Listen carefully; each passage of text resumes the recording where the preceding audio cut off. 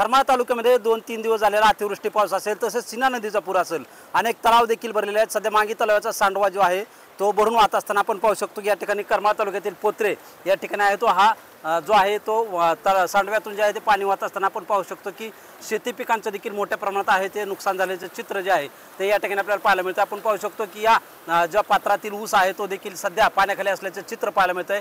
या सांडव्यावरती अनेक जे आहेत ते गाव या काठाला येत असून या ठिकाणी मोठ्या प्रकारचं नुकसान जे आहे ते शेतकऱ्यांचं होत आहे। आपल्याबरोबर या ठिकाणचे काही स्थानिक नागरिक असतील, शेतकरी असतील, त्यांच्याकडून जाणून घेऊया काय सांगाल ह्या सध्या अतिवृष्टीमुळे शेतकऱ्यांचं मोठं नुकसान होत आहे।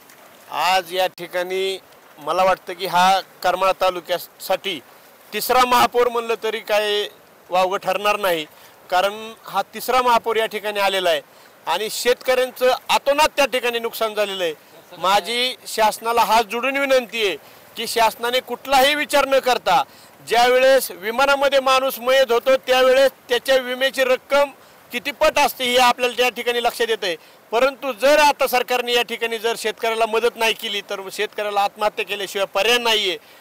मला एवढंच या ठिकाणी आवर्जून सांगायचं शासनाला की आपण लवकर तातडीने या ठिकाणी निर्णय घेतले पाहिजेत आणि शेतकऱ्याचा सातबारा त्या ठिकाणी कोरा केला पाहिजेत।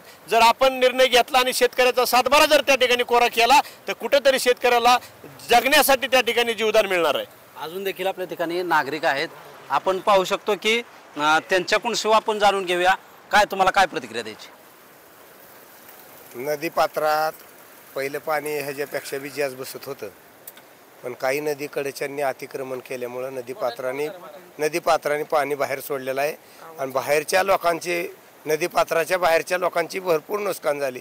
आता 4 बाऱ्या ओसातनं पाणीचा वाहत आहे, घरांना पाणी लागण्याची शक्यता आहे। आजची रात्र वैरेची रात्र आहे, आज संध्याकाळी जास्त ढगफुटी होणार आहे असं हवामान अंदाजाने सांगितलंय।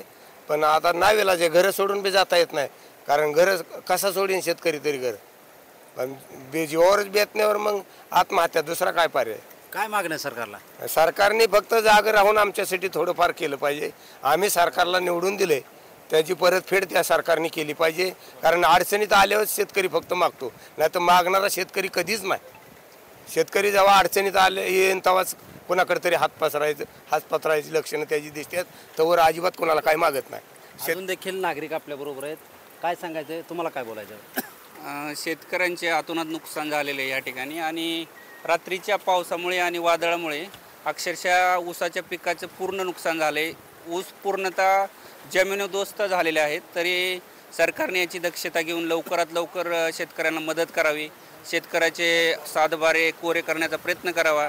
शेतकरी जर जगला तरच जग जिवंत राहील आणि शेतकरी हा आपल्या देशाचा कणा आहे, तरी त्याच्याकडे दुर्लक्ष होता कामा नये।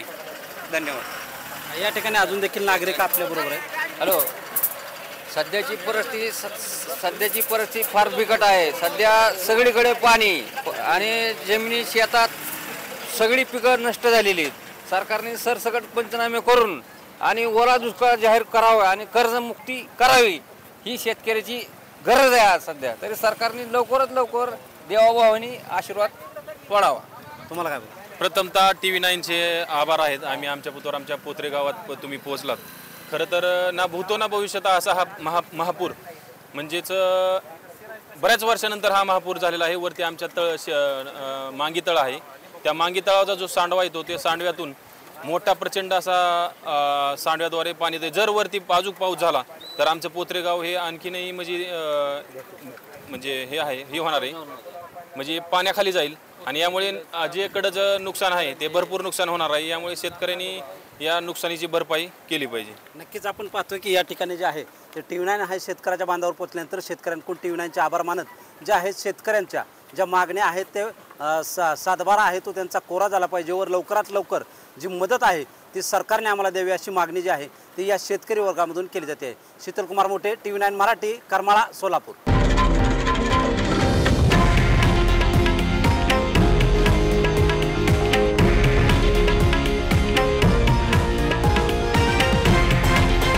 हे आहे देशातील नंबर 1 न्यूज नेटवर्क आणि आपण पाहत आहात TV9 मराठी, एकमेव।